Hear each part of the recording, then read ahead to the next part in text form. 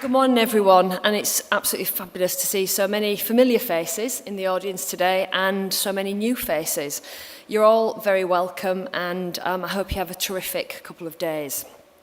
Had I been delivering a speech about employee ownership 10 years ago, I'd have been probably talking about how it works and what it is, and probably not really focusing on why it's so important. But with a dramatically different economy, my speech today starts in a very different place. For most of us, our lives revolve around three important things. Firstly, our family and friends, the people we spend our most precious time with. Secondly, our communities, where we belong and where we live. And thirdly, our work, where we earn our living and we spend most of our adult waking time. All three are important to our health and well-being. But whilst it's our family and community that sustain us emotionally, it's our work that allows us to live independently. And it's where we get on in life. It's where we develop the self-esteem, self-confidence, self-respect, and purpose that enable us to reach our potential. Although we may not experience it day to day, all of our work is now part of an interconnected, interreliant global economy. But a key challenge of this economy are the profound divisions that exist. Divisions between generations, gender, income, and where you may have been born. Such divisions are unhealthy. They build resentment and dependency. And ultimately, they lead to fractured society. A critical factor in helping to overcome these divisions, which is acknowledged as one of the Sustainable Development Goals, is to nurture and develop more inclusive economies, where economic growth and financial reward are distributed fairly, and there is an opportunity for decent work for everyone. So what does all this mean to you and your businesses and to employee ownership in 2018? Well, whilst government can shape the economy through legislation, it's actually businesses that have the power, the influence and the reach to affect change in the lives of ordinary people on a day-to-day basis. Because it's businesses that can decide on purpose that is enabled through profit rather than profit being the purpose. It's businesses that can model integrity and transparency, demonstrating higher standards of behaviour and in doing so developing greater trust. It's businesses that can choose to invest to grow for the long-term economic health of the many, not the short-term financial wealth of the few. And it's businesses that can influence the fortunes of individuals, allowing them the opportunity for progression and the sharing of financial success. Leaders that are either too arrogant or too short-sighted to understand this important role are contributing to their organisation's demise and the cause of their own businesses becoming ever more detached from the societies that they serve. These are the businesses that often headline stories of executive pay, corporate governance failures, and short-term decision-making. Tools such as corporate social responsibility, volunteering, and charitable donations, of course, are to be admired as a route to giving back, but mostly they are not effective at sustainably contributing to eliminating the divisions in communities. We need a bold new idea that will reconnect business to the society it serves through a clearer sense of purpose. We need a new business approach in which there is a culture of shared endeavour, shared reward, shared ownership and shared voice. We need a new business model that through its very design eliminates behaviours of excess and abuse and instead delivers greater respect, responsibility and trust. We need more employee ownership. We need more owners like David Sproxton and Peter Lord. As you've heard, David and Pete started their business in the 1970s, two friends with a dream and a passion. Over 40 years later, theirs is the latest business to join the growing group who are proud to call themselves employee-owned.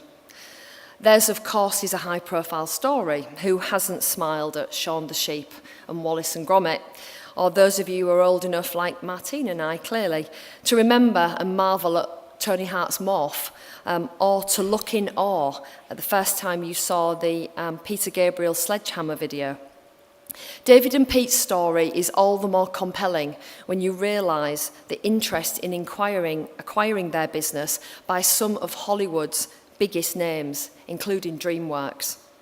But just like many owners before them, they had their own dream to follow, to leave Aardman Animations in the very best care, in the hands of its employees, so that it can continue to thrive and independently animate its own future. Interest in employee ownership from business owners like David and Pete is on the increase, as the recommendations of the ownership dividend provide a brilliant platform for us to have engagement with organisations who have the reach and influence to really amplify awareness. However, after I've spent the last 4 months engaging with various bodies that represent most of the UK's accountants, lawyers and banks, I can see we still have some way to go before every business owner is aware of and has access to regional and local access to high quality support and advice to allow them to explore and possibly transition to employee ownership. In an increasingly devolved economy, the economic functions of the local enterprise partnerships and the combined authorities will be of major importance in this regard. And that's why I'm absolutely delighted that we are joined today by one of the UK's most influential regional leaders, who absolutely is a role model, advocate and ambassador for employee ownership. How lucky are we? Whilst leaders like Andy Street will be key to the mainstreaming of employee ownership, through programmes of awareness raising within their own regions, we also need bipartisan political support. Our opportunity here is to capitalise on the acknowledgement by politicians of the importance of the role of business in society, to share influence more widely and financial success more fairly. Whilst each of the political parties appears keen to show their support for more diverse forms of business ownership, it's critical that this support is delivered with both authenticity and integrity. Because ownership without influence does not and will not deliver the significant benefits we uncovered in the ownership dividend. If that were the case, every business with a share scheme would be benefiting from the high levels of engagement, performance and resilience found in your businesses. Whilst share ownership is a way of sharing reward, ownership without a formal ability to influence is neither sustainable nor authentic. It doesn't respect the ownership stake by giving employees a meaningful voice in the direction of the future of the business. Its main purpose is additional remuneration, not to support more meaningful work. So it cannot affect the additional discretional effort, commitment and care that genuine employee ownership does. Therefore, the EOA will continue to campaign to ensure that it is your experiences that are the stories that politicians hear, and that they are fully aware of the impact and effect of genuine and real employee ownership. However, extending share ownership is undoubtedly a step towards a more inclusive economy, as is an increase in other forms of shared ownership, like worker cooperatives and social enterprise. So whilst the EOA will continue to be the leading voice for employee ownership, we're also building our relationships with others in the economy who promote and encourage innovative models of business ownership.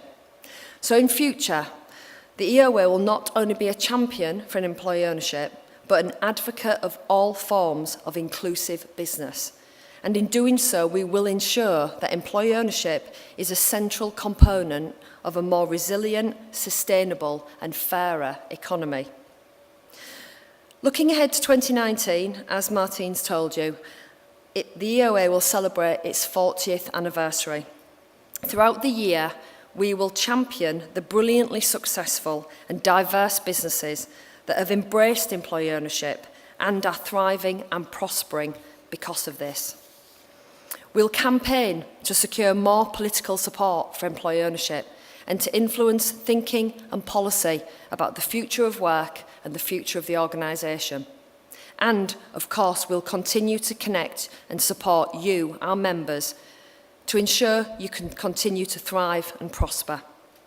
And with a clear purpose to influence, inspire and support employee ownership to become more respected, widespread and successful, we will pursue our new target to grow the sector from approximately 200,000 employee owners now to 3 million employee owners by 2030. With your support, I forecast that the EOA's 40th year will be seminal as we see further realisation by politicians, business leaders and the media of the need for a new economic model, where the impact of business on the individual, regional economies and the UK as a whole works in the interest of the many, not the few. Employee-owned businesses like yours are part of that new economic model. Employee owners like you are the new generation workforce, and this sector will become mainstream. Thank you. Have a fabulous conference.